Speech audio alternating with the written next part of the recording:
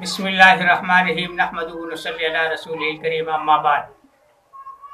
सात tibia college की तरफ से वीडियोस का सिलसिला जारी है। आज का हमारा मौजू है मुंह के छाले और नाक में तेल लगाना।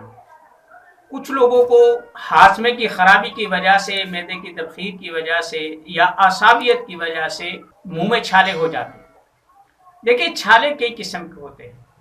आप ये देखें, अगर छाले सफ़ेद रंग के हों तो आसाबियत की वजह से होते हैं। छालों में अगर पीलाहट हो, चिपचिपाहट हो तो ये गुद्दी होते हैं।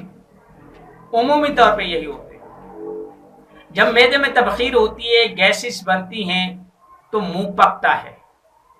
कुछ लोगों को वैसे भी मैदे की प्रॉब्लम होती है और मुंह में छाले निकल आते हैं। वो बेचारे हर दूसरे दिन, तीसरे दिन अब वो नरम ग़िज़ाएं खाते हैं, जैसे बन हो गए, रस हो गए और ये चावल हो गए, उबाल के चावल, खिचड़ी, ऐसी ये चीज़ें जो नरम शुमार होती हैं, वो मैदे में तकलीफ के लिए या गैस के लिए या मुंह में छालों के लिए उमूमी तौर पर कहते हैं नरम ग़िज़ा खा रहे हैं। याद रखें, मैदे के जो छाले मैदे की वजह से या गैस की वजह से जो मुंह में छाले होते हैं, ये आसाबियत की वजह से होते हैं। इनमें उबले हुए चावल, बन, रस, खिचड़ी, ये चीज़ें नुकसान देती हैं। वक्ती तौर पर चाहे फ़ायदा भी हो जाए, लेकिन ये मुस्तकिल हल नहीं होता।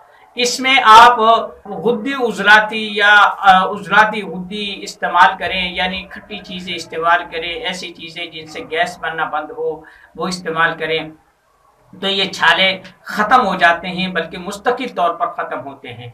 यानी जिन आदमियों को छालों की मुस्तकिल प्रॉब्लम रहती हो, वो एक मशहूर नुस्खा है हब्बे मुकव्विया खास, ये और हब्बे साबर, ये दोनों सुबह शाम खाया करें। तो जिन लोगों को बार बार छाले निकलने की मर्ज होती है, इनसे निजात मिल जाए। अगर कुछ भी ना हो और आदमी को छाले तंग कर ले, तो उसको चाहिए नाफ में, जिसको पंजाबी में तो नहीं कहते हैं, नाफ में आप तेल लगाया करें, इसे गीली रखा करें। या अगर कुछ भी ना हो तो अपना ही लुआब दहन, अपना ही थूक जो है नाफ में बार बार लगाने से भी छालों की शिद्दत में, दर्द में और इनकी चीज़ों में कमी आ जाती है। ये आसमूदा चीज़ है। तो इस वजह से ये चीज़ अगर किसी को किसी किस्म की कोई दवा ना मिले, तो बहुत सारी चीज़ें हैं घर में, जैसे सिरका है, आप ये पीकर इसका गरारा करके, या फटकड़ी है, नीला तोता है, इसका भी आप जो है ना को क्रूली कर सकते हैं। या देसी कीकर है, नीम की छाल है, इसे आप उबाल कर इसे पी भी सकते हैं और इसके गरारे भी कर सकते हैं। फटकड़ी के कर लें, इससे फौरी तौर पर आराम आता है।